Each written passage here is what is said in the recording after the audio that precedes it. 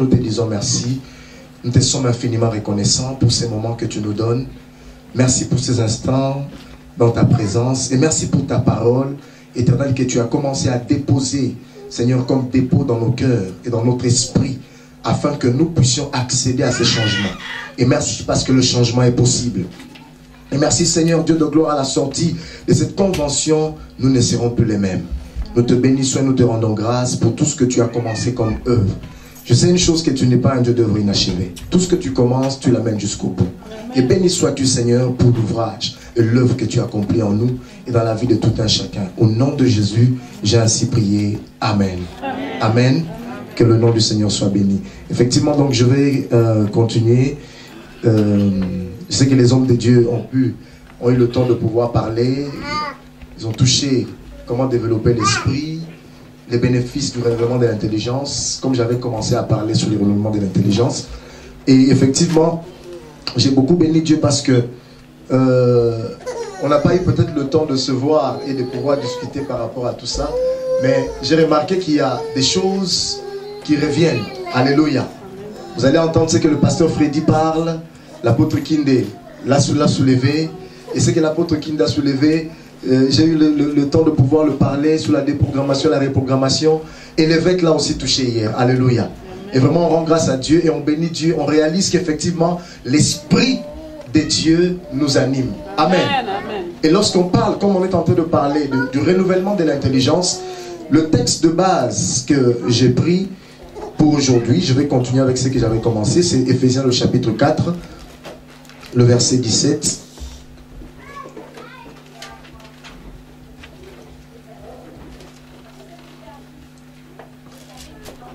Éphésiens 4, 17. La Bible dit, voici donc ce que je dis et ce que j'atteste dans le Seigneur.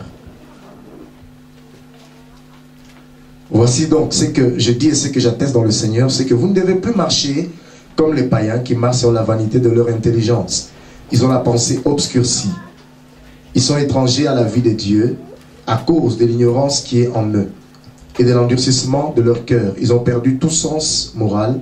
Ils se sont livrés au dérèglement pour commettre toute espèce d'impureté jointe à la cupidité. Mais vous, ce n'est pas ainsi que vous avez appris à connaître le Christ. Si du moins vous avez entendu parler de lui et si vous avez été instruit en lui, conformément à la vérité qui est en Jésus, c'est-à-dire vous dépouiller à cause de votre conduite passée, de la vieille nature qui se corrompt par les convoitises trompeuses. Être renouvelé par l'esprit dans votre intelligence et revêtir la nature nouvelle, créée selon Dieu dans une justice et une sainteté qui produit la vérité. Alléluia. Amen. Nous sommes en train de parler du renouvellement de l'intelligence. Effectivement, comme j'avais dit l'autre jour, la Bible dit dans Proverbe 23, le verset 7, « Car il est tel que sont les pensées de son âme. » Effectivement, comme j'avais soulevé le point, j'ai dit ceci. Lorsque on parle du renouvellement de l'intelligence, je donnais l'exemple d'un ordinateur. Un ordinateur qui est conçu. Et dans cet ordinateur, il y a ce qu'on appelle le système d'exploitation. C'est pour cela que j'ai dit, vous avez remarqué, et pour ceux qui ont fait le constat, et que les gens qui ont fait sortir Windows Vista, ils ont réalisé que c'était un échec. Alléluia. Amen. Pourquoi je dis que c'était un échec? Parce que même eux qui ont conçu Windows Vista, ils ont réalisé que c'était un échec. Pourquoi? Parce que certains logiciels ne fonctionnaient pas avec Vista. Et rapidement, ils ont pu mettre sur pied Windows 7. Donc, c'est pour cela que j'ai dit ceci. Effectivement, en tant que chrétien, ou plutôt en tant que enfant de Dieu, en tant que créature de Dieu, alléluia, nous avons reçu certaines choses, comme avait dit l'évêque hier, au travers du transfert que nous avons reçu de nos parents, et aussi de l'environnement dans lequel nous sommes nés. Donc ce qui veut dire, nous avons obtenu un système d'exploitation qui a fonctionné jusqu'à un certain moment. Alléluia. Amen. Mais par contre, lorsque l'Éternel, le Dieu qui est vivant, a décidé de pouvoir nous rencontrer, ou en d'autres termes, nous avons été sauvés, il a fallu que l'Éternel, le Dieu tout-puissant, puisse déprogrammer ce qui était installé en nous, ce que nous avons reçu au travers de l'environnement et au travers de ce que nous avons hérité de nos parents. Et c'est là maintenant que j'ai parlé de la déprogrammation pour reprogrammer le système. Le système qui est reprogrammé permet à ce que l'ordinateur soit puissant. L'apôtre qui a soulevé avait parlé que vous pourrez voir une voiture Renault mais qui a le moteur d'une Ferrari. Alléluia. Amen. Et c'est ce qui fait la force de la voiture. Et au jour d'aujourd'hui, les gens qui acceptent les ordinateurs ou les serveurs, ils vont vous dire, lorsque j'ai commencé avec le projet de la télé, il fallait que je puisse acheter un serveur. J'ai eu la possibilité d'entrer sur le site de Dell, mais ce qui m'avait fort étonné, c'était quoi? C'est que le serveur était là. Mais on m'a donné la possibilité de configurer mon serveur en fonction de l'utilisation. Alléluia. Amen. Donc, tout dépendait de ce que je devais faire. Comme j'avais la vision de la télé, je devais savoir que mon ordinateur ou bien mon serveur ne pouvait pas être un serveur qui devait avoir 320 gigas. Amen. Alléluia. Amen.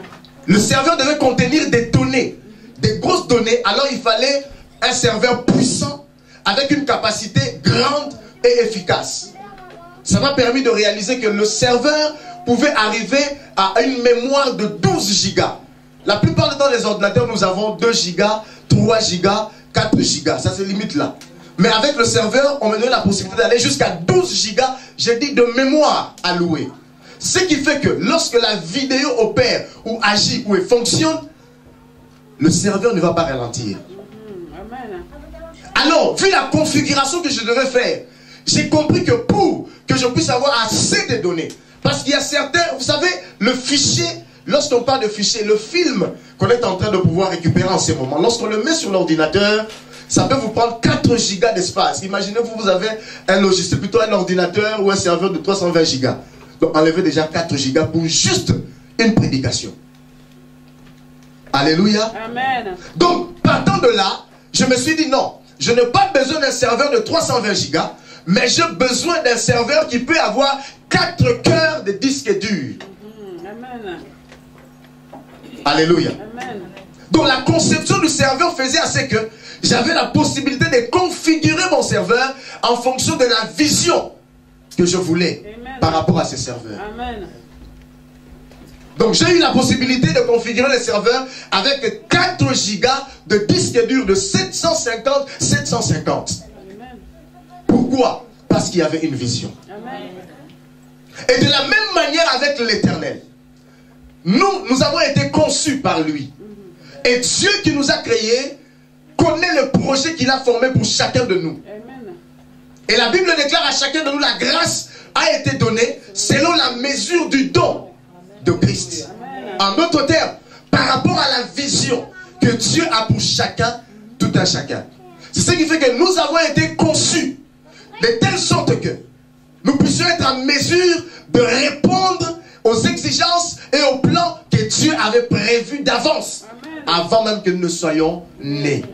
C'est pour cela qu'il déclare dans la parole, avant que tu ne sois né, je t'avais établi prophète de nation. Amen. Mais pour d'autres qui ont été établis apôtres, Dieu leur donne la portion de la grâce selon la mesure de la vision et de l'appel que Dieu leur a confié. Amen. Alléluia. Amen. Alors c'est par là, bien aimé dans le Seigneur, que je parle de la conception en d'autres termes. Lorsque Dieu prend le temps de pouvoir renouveler notre intelligence, c'est en fonction aussi de la vision que nous avons reçue de la part de Dieu. Alléluia. Et c'est ce qui fait que je parlais de déprogrammation pour reprogrammer. Ce matin, je suis en train de continuer. La Bible dit, dans Ephésiens 4, le verset 17, il dit ceci. C'est que vous ne devez plus marcher comme les païens. Ce verset énumère un peu de la manière dont les non-croyants, ou en d'autres termes, ceux qui n'ont pas donné leur vie à Jésus, se comportent, ou comment est-ce qu'ils vivent. L'apôtre Paul met un accent. Il dit, ces hommes qui n'ont pas encore eu l'expérience de la nouvelle naissance, ces personnes qui ont encore ou qui vivent avec une programmation qui permet à ce qu'ils soient sous le contrôle de l'ennemi, ont une pensée, ou en d'autres termes, ils ont une pensée qui est obscurcie. Alors vous ne devez pas marcher comme ces personnes. Alléluia. Qui marchent sur la vanité de leur intelligence. Sur la futilité de leur intelligence, dans notre version. Pourquoi? Parce que leur intelligence est obscurcie. Alors lorsqu'on parle de l'obscurcir, on parle du mot obscurcir, c'est que c'est sombre, ténébreuse. où il y a le manque de lumière. Donc ce qui veut dire, ces personnes qui sont dans le monde, ces hommes et ces femmes qui n'ont pas encore donné leur vie à Jésus, marchent avec une certaine pensée qui n'est pas éclairée. Or nous comprenons très bien, la Bible déclare, dit ceci, que Jésus-Christ est la lumière du monde. Et c'est lui qui éclaire. Et nous savons que Christ est la parole. Et c'est cette parole de Dieu, lorsqu'elle vient, elle entre en nous, lorsque nous sommes en contact avec la parole, en accord avec l'Esprit de Dieu, la lumière vient en nous. Alléluia. Amen. Nous arrivons à percevoir les choses à la manière de Dieu. Yes. Amen. Amen. Amen. Je crois que l'apôtre avait soulevé un point où, lorsque bien aimé dans le Seigneur, on est éclairé. Des fois, on n'a pas besoin de chercher à comprendre, mais on sait qu'on sait. Amen. Pierre, ainsi que les autres qui étaient avec Jésus, n'avaient pas encore été appris. Ils ne connaissaient pas Élie. Ils n'ont pas vu Moïse. Mais lorsque la transfiguration s'est passée, ils sont entrés dans la dimension de ce que j'appelle la connexion avec la manifestation de l'Esprit créateur. Amen. Alléluia. Amen. Lorsque l'Esprit créateur vient ou impacte la vie de la personne, tu n'as pas besoin, bien aimé dans le Seigneur, de chercher à comprendre. Les écailles tombent. Amen, amen, amen. Tu comprends, tu vois, tu saisis, tu perçois, sans qu'on ne t'explique quelque chose. Pourquoi? Parce qu'en toi, il y a la sémence de la divinité. Amen, amen, amen. Alléluia. C'est pour ça que la Bible déclare et dit ceci: ne marchez pas comme ces hommes. Parce que eux, ils ont une intelligence obscurcie, sombre, ténébreuse. C'est pour cela, bien aimé dans le Seigneur, je ne veux pas chercher à copier ou avoir les pensées d'un païen. Mais je vais chercher plutôt à permettre à mon esprit d'être nourri de la parole. C'est pour cela que la Bible dit que tout ce qui est honorable, tout ce qui mérite l'approbation, soit l'objet de vos pensées. Je vous avais dit ceci. La Bible déclare et dit ceci: faites tous vos efforts de joindre à votre foi la connaissance. La connaissance, bien aimé dans le Seigneur, ne descendra pas du ciel pour venir à toi. Mais la connaissance, il faut aller la chercher. Yes. Amen. Alléluia. Et ça, c'est important. Vous savez, pour être honnête, j'avais suivi l'interview de l'apôtre William lorsqu'il était en train de parler. Il dit, lorsque on te donne un thème et que tu réalises que tu n'as pas la capacité, la possibilité de pouvoir le développer, il faut que l'homme de Dieu soit humble pour dire que je ne pourrai pas. Vous savez, en suivant, en écoutant la parole, en recevant le message, ça doit nous pousser d'être des lecteurs et des étudiants de la Bible, de la parole, pour permettre à ce que nous puissions acquérir la connaissance qu'il faut. Parce que lorsque nous avons la connaissance, nous allons régner. Lorsque nous avons la connaissance, nous allons gouverner. Lorsque nous avons la connaissance, nous allons influencer. Lorsque nous avons la connaissance, nous allons dominer. Amen, amen. Tu ne peux pas dominer tant que tu es ignorant. Yes. Amen. Pour dominer, il faut connaître. Yes. Et la connaissance, bien aimée dans le Seigneur, on l'acquiert. Alléluia. Amen, amen. Dieu peut te donner la grâce de comprendre certaines choses. Mais il y a certaines choses que Dieu ne fera pas. Il faudrait que toi, tu ailles à la recherche de ces choses. Amen. La Bible dit, ils ont une intelligence obscurcie. Alléluia. Leur intelligence est obscurcie. Comme je l'ai dit, on parle de la pensée obscurcie. Cette pensée a besoin de lumière. La lumière, ce n'est pas cette lumière qu'on allume avec interrupteur, mais par contre, la lumière qui est produite par l'Esprit au travers de la vérité de la parole qui vient en nous et que nous allons chercher ou puiser dans la parole. Alléluia. Mais vous remarquez, bien aimés dans le Seigneur, ces hommes et ces femmes qui ont une pensée obscurcie, ce n'est rien d'autre que la conséquence du péché. Et tout remonte dans le livre de Genèse. Au travers de la conséquence de ces péchés, la pensée de l'homme a été obscurcie. Son intelligence a été obscurcie. Mais gloire soit rendue à notre Dieu, parce que l'Éternel, le Dieu qui est vivant, a permis à ce qu'au travers de la venue de Christ et au travers de sa parole, nous pouvons être régénérés et renouvelés. Alléluia. Amen. Alors, Lorsque je parle de cette intelligence qui est obscurcie, ce qui est tout à fait normal. Pourquoi? Parce que la Bible précise et dit que le monde entier est sous la domination du malin. Et nous savons tous que le diable ou le malin est dans le ténèbre. Alors parce que dans les ténèbres, il influence la pensée de ses hommes. Il influence la pensée du monde.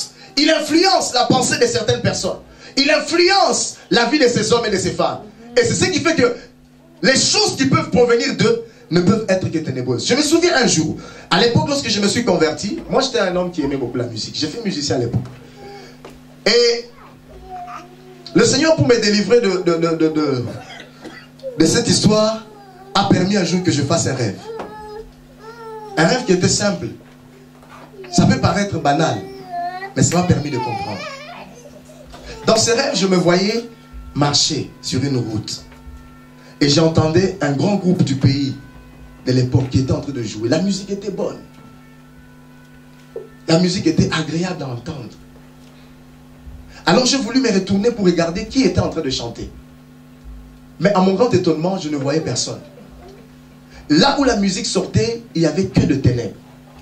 Alors il y avait un noir total. Un noir qu'on ne pouvait même pas décrire. Je me suis réveillé, j'ai posé la question, mais pourquoi la musique, mais il fait tout noir? C'est là que le Seigneur me fait comprendre que parce qu'ils sont dans le ténèbre, tout ce qui peut produire ou tout ce qui peut sortir d'eux n'est que ténébreux. Alléluia. Donc alors si moi, en tant que chrétien, je prends encore le temps aujourd'hui de pouvoir m'attarder pour écouter ces choses, parce qu'il y a certains chrétiens jusqu'au jour d'aujourd'hui, pour pouvoir noyer leurs soucis, ils vont se dire, faire recours aux anciens succès pour pouvoir les écouter. Pourquoi? Parce qu'ils sont nostalgiques. Bien aimés dans le Seigneur, j'aimerais te dire ceci. C'est que lorsque tu es en Christ Jésus, tu es une nouvelle créature. Amen. Les choses anciennes sont passées. Amen. Et toutes choses deviennent nouvelles. Amen. Ces choses-là, bien aimés dans le Seigneur, comme la Bible dit, ils ont une pensée qui est obscurcie. Ces choses ne peuvent que t'introduire et t'emmener encore dans le ténèbre. Amen. Total. La Bible dit tout ce qui est honorable, tout ce qui mérite l'approbation, soit l'objet de vos pensées. Bien aimé, tes pensées à toi, pour être renouvelées, ne peuvent être renouvelées qu'au travers de la connaissance de la parole. Alors dis-moi maintenant, qu'est-ce que tu écoutes? Lorsque tu regardes dans les 24 heures, tu prends plus de temps, à peu près 20 heures, du temps d'écouter des choses qui ne vont pas t'édifier. Et même pour Dieu et donner du temps à Dieu, tu donnes peut-être même 1 heure. Et même les 1 heure, c'est pour compter. Je me souviens, il y a des personnes même pour lire leur Bible, c'est difficile. Alléluia. 1 Jean, le chapitre 5, le verset 19 à 20, nous dit ceci.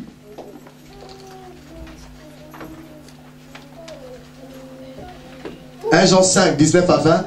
La Bible dit, nous savons que nous sommes des dieux et que le monde entier est au pouvoir du malin. Nous savons aussi que le Fils de Dieu est venu et qu'il nous a donné l'intelligence pour connaître celui qui est le véritable. Et nous sommes dans le véritable, en son Fils Jésus-Christ. C'est lui, le Dieu véritable et la vie éternelle. Alléluia. La Bible dit, nous savons que nous sommes des dieux. Et que le monde entier est sous le pouvoir du malin. Nous savons aussi que le Fils de Dieu est venu et qu'il nous a donné l'intelligence. Alléluia. Remarquez la différence qu'il y a. C'est que ceux du monde ont une pensée, une intelligence obscurcie. Mais par contre, nous, qui avons reçu Jésus, comme a dit l'évêque hier, c'est que pour lui, il n'accepte pas le mot chrétien. Et nous sommes des fils. Pour nous qui aujourd'hui sommes des fils, la Bible déclare et dit ceci, c'est que le Fils de Dieu est venu et qu'il nous a donné l'intelligence pour connaître. Donc l'intelligence que nous avons reçue est un don que nous avons reçu de la part de l'Éternel pour connaître que nous sommes dans le véritable. Ce qui a attiré mon attention, c'est quoi? C'est que le verset 21, la Bible dit, petits enfants, gardez-vous des idoles.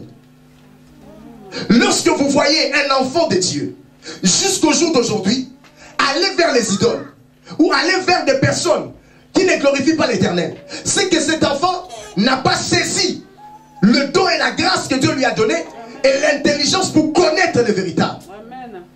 Donc en d'autres termes, nous avons été programmés de la sorte que face au faux, que nous puissions détecter le faux. Amen. Alléluia. Amen. Vous savez, c'est lui qui travaille à la banque, qui a l'habitude de pouvoir toucher de l'argent. Même s'il n'a pas une machine pour détecter le faux billet, il comprendra que c'est un faux billet. Parce que la Bible déclare et dit ceci. Nous savons aussi que le Fils de Dieu est venu et qu'il nous a donné l'intelligence pour connaître le véritable. D'autres versions disent pour connaître celui qui est le véritable.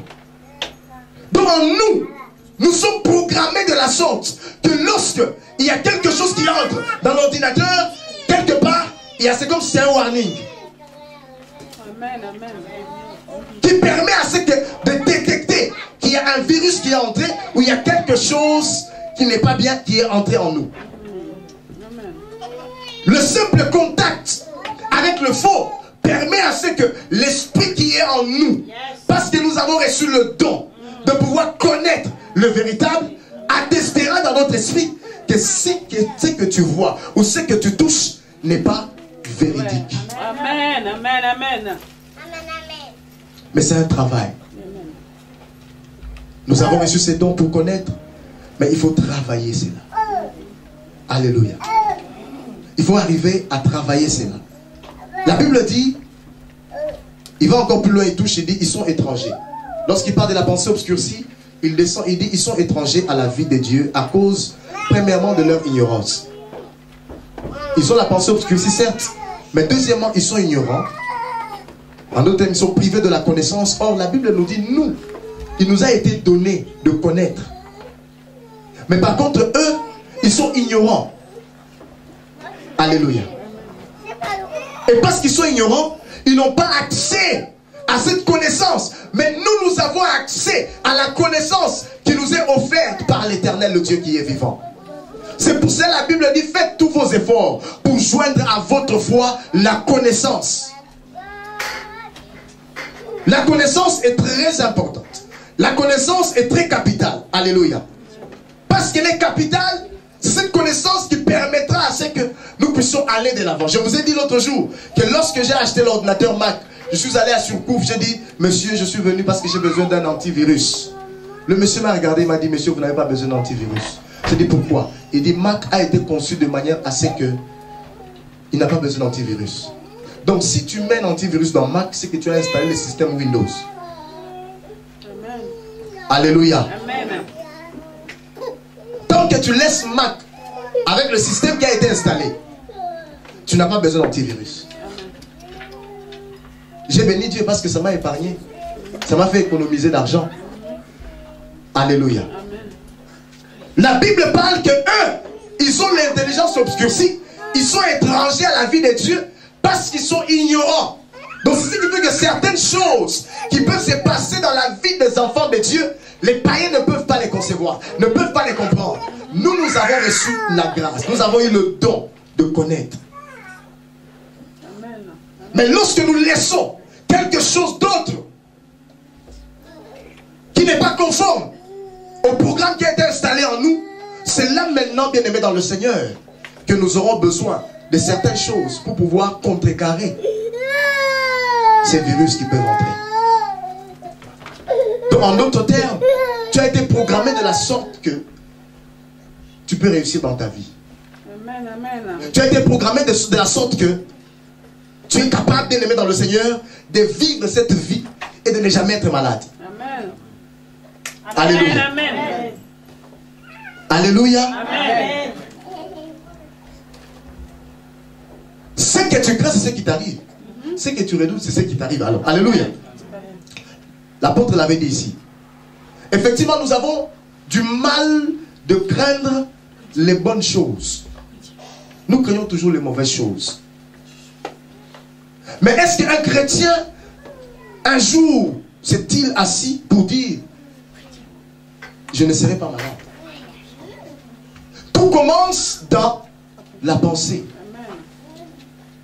Et si tu crois effectivement que tu peux tomber malade, c'est là que tu tomberas malade. Mais si tu ne crois pas à ces choses, parce que tu sais que par les meurtrissures de Christ, toi tu as été guéri. Bien-aimé dans le Seigneur, tu t'appropries cette parole. Tu renouvelles ta pensée avec cette parole. Bien-aimé dans le Seigneur, tu vas te rendre compte que tu vas permettre à la sécurité sociale de pouvoir économiser ce qu'ils peuvent te rembourser. Amen. Mais tout est question de mentalité. Amen. Tout est question de la manière dont nous voyons les choses. Mais certes, ce n'est pas de notre faute. Comme l'a dit l'évêque, c'est par rapport à l'environnement où nous sommes nés. Et par rapport à ce que nous avons reçu de nos parents. J'ai remarqué une chose, lorsque les prédications étaient en train de passer, c'est qu'effectivement, vous savez, moi, quand j'ai commencé à grandir, mes parents ont toujours dit que j'étais capricieux, je ne mangeais pas tout. Et je n'aimais pas trop tout manger. Donc, je devais choisir. Et j'ai remarqué une chose. Ma fille aînée qui est là, elle aura 3 ans au mois d'août. Déjà, à l'âge, quand elle avait 1 année, elle aussi, elle commence à choisir. Alléluia. Lorsqu'on lui donne la nourriture et qu'il y a des oignons, soyez sûr, même si vous camouflez l'oignon, elle va laisser, elle va jeter. S'il y a des tomates, elle va tout faire parce qu'elle va comprendre, elle sait qu'il y a quelque chose qui est entré en elle dont elle n'apprécie pas. Donc c'est quelque chose qu'elle a reçu par les gènes. Alléluia. Bien-aimés dans le Seigneur, Dieu nous a programmés de telle sorte à ce que nous pouvons réussir. Amen. Nous pouvons faire des exploits. J'ai dit toujours, nous ne sommes pas venus accompagner les autres sur la terre. Yes.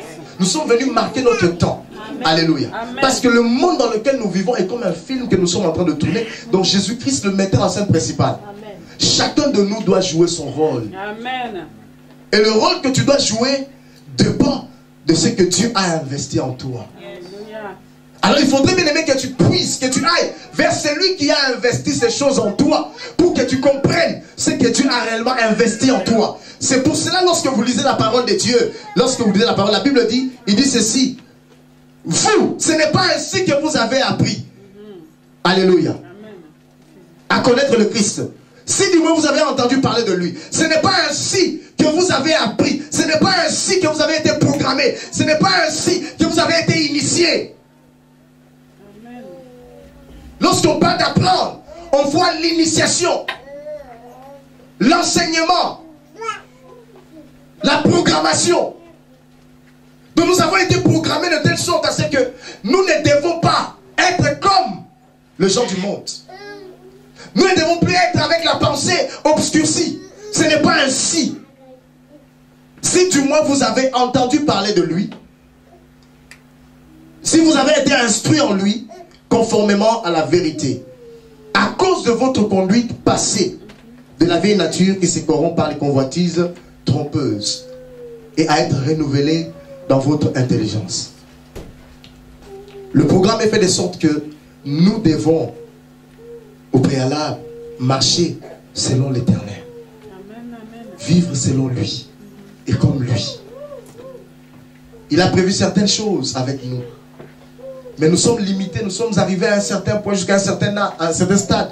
Nous ne pouvons pas avancer, nous ne pouvons pas évoluer. Pourquoi? Parce que à chaque fois que nous sommes face à des problèmes, chaque fois que nous sommes face à des situations, nous réalisons, nous étions comme des sauterelles, comme ces espions qu'on avait envoyés pour pouvoir explorer le terrain. Lorsqu'ils sont revenus, ils ont dit, nous avons vu le fils d'Anak, mais à leurs yeux, nous étions comme des sauterelles. Bien aimés dans le Seigneur. Si toi tu te vois comme une sauterelle, alors moi je ne suis pas une sauterelle. C'est pour cela que Josué et Caleb ont refusé d'être comme des sauterelles. Pourquoi? Ils avaient l'intelligence renouvelée. Mais par contre les autres non. Ils se voyaient petits par rapport à ses fils d'Anak. Par contre David, face à Goliath, il n'a pas vu Goliath comme un géant, mais il a vu en Goliath une opportunité pour écrire son histoire. Amen. Alléluia. Amen. Alors que les autres ont vu Goliath comme étant... La Bible, ce qui m'a beaucoup choqué, c'est quoi? C'est que la Bible dit que Saül était le plus grand en Israël. Il avait reçu l'onction. Alléluia. Certes, l'Éternel l'avait rejeté lorsqu'il a choisi David. Mais la Bible me fait comprendre qu'il était le plus grand. Mais parce qu'il n'avait pas l'intelligence renouvelée, il voyait en Goliath une menace. Mais David, qui avait appris, certes il était dans un environnement, il a reçu certaines choses de ses parents, mais au travers de son expérience, il a acquis certaines valeurs qui ont permis à ceux qui commencent à croire à certaines choses, qui ont fait que lorsqu'il était face à Goliath, il s'est souvenu de ses dieux vivants. Amen. Déjà les choses qui ont trahi Goliath, c'était quoi? C'est que David avait la connaissance de ce Dieu qui est vivant. Et il a en face de lui maintenant un homme qui injurie les rois de rois. Amen. Il dit non. Déjà partant de ces principes-là, le fait qu'il est en train de défier l'armée du roi, l'armée du Dieu d'Israël. Donc déjà, Dieu ne permettra pas que cet homme puisse encore vivre. Son cas était déjà fini. Mais il fallait que quelqu'un se lève avec la foi, avec une autre pensée, une autre manière de voir les choses. Bien aimé, la plupart des hommes et des femmes qui se lèveront et qui vont bouleverser la nation, ce sont des hommes et des femmes qui se lèveront avec une autre pensée. Amen. Lorsque les gens diront que c'est fini, eux ils pourront dire que ça n'a pas encore commencé. Lorsque d'autres vont dire que ce n'est pas possible, ils auront dans leur langage le mot possibilité. Parce qu'ils ont acquis certaines choses. Ils ont eu de l'expérience avec le Seigneur. Ils ont appris certaines choses et certaines valeurs. Ils étaient en contact avec Dieu. Et Dieu a renouvelé leur pensée, a renouvelé leur manière de voir les choses. Alors ils peuvent voir les choses différemment. Ils ne peuvent pas voir comme les autres. Lorsqu'ils parlent, ils auront un autre langage. Et la plupart du temps, des hommes qui sont renouvelés dans leur intelligence ne sont pas forcément compris. Parce que lorsque les gens disent A, et ils disent B. Lorsque vous dites X, et ils disent Z. Lorsque vous dites Y, et ils disent C. Pourquoi? Parce qu'ils ont appris certaines choses. Et certaines choses, ils l'ont reçues. Et ça a changé leur manière de voir les choses. Alléluia. Bien-aimés dans le Seigneur, ne soyons pas comme ces païens qui ont l'intelligence obscurcie et qui ne savent pas discerner la voix de Dieu.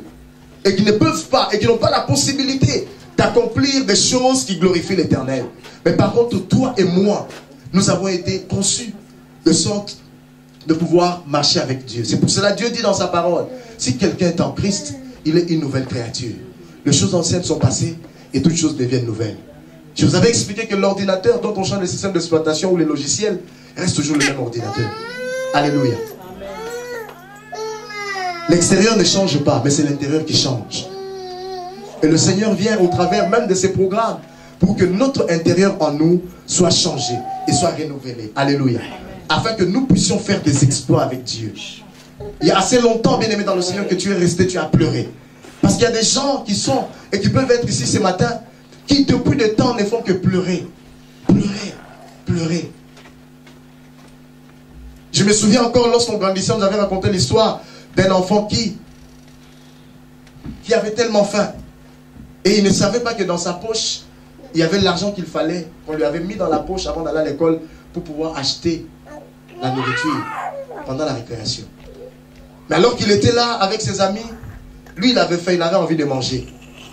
Mais simplement il était ignorant qu'il y avait quelque chose en lui ou dans sa poche qui pouvait l'aider de pouvoir combler ses besoins dont il avait. Et de la même manière, beaucoup d'enfants de Dieu ne savent pas que Dieu a déposé quelque chose en eux. Amen. Peut-être qu'ils le découvrent après. Et peut-être après, ça peut être trop tard. Mais ma prière, bien aimée dans le Seigneur, est qu'alors que nous sommes réunis en ces lieux, que vous ne puissiez pas venir en retard ou que vous puissiez découvrir ces choses après. Mais ce programme a été conçu. Dieu l'avait planifié pour pouvoir reprogrammer certaines choses en vous. Parce que Dieu s'est décidé d'accomplir quelque chose de grandiose dans vos vies. Alléluia. Pour nous, quand je dis pour nous, dans l'église où Dieu m'a établi comme pasteur, Dieu nous avait dit, cette année est une année d'établissement. Alléluia. Et je bénis Dieu parce que le Dieu qui a permis à ce que nous puissions être établis, doit d'abord commencer d'abord par renouveler la pensée. Alléluia. Parce que tu ne peux pas être établi si tu n'es pas renouvelé dans ta pensée. Parce que Dieu peut te dire d'être établi dans un endroit. Et cet endroit, on vous fait comprendre qu'il y a toujours des morts, où les choses n'avancent pas, les gens ne prospèrent pas. Mais lorsque Dieu se décide de te dire de pouvoir t'établir, comme il a décidé de pouvoir le dire à Isaac, Isaac devait partir, il a dit ne quitte pas, reste ici. La Bible dit, il s'aima dans ces pays et il récolta au centime. Il devint riche et cet homme devint fort riche, jusqu'en allant s'enrichissant. Pour être établi, il a fallu qu'il soit en contact avec la parole. Sa pensée était renouvelée. Lorsque les gens voyaient en cette nation comme étant une nation où les choses ne pouvaient pas évoluer, comme on l'a dit ici en France, la France est un terrain dur, est un pays qui est dur, le ministère ça n'avance pas. Mais lorsque tu as la pensée renouvelée, lorsque tu vois les choses à la manière de Dieu, bien aimé dans le Seigneur, tu vas t'établir parce que tu sais en qui tu as cru. Amen. Et tu vas t'établir parce que tu sais qui t'a donné le mandat. Alléluia. Amen. Et c'est alors là que tu auras les résultats.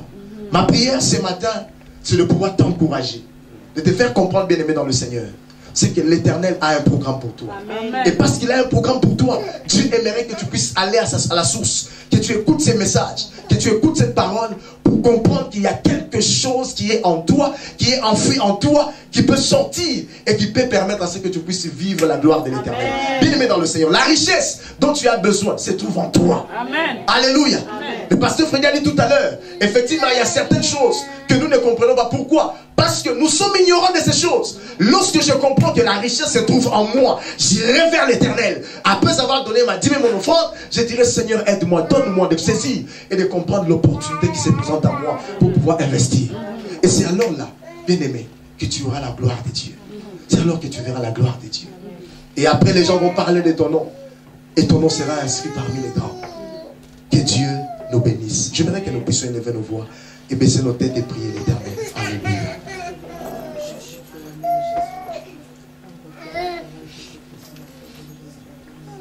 Alléluia.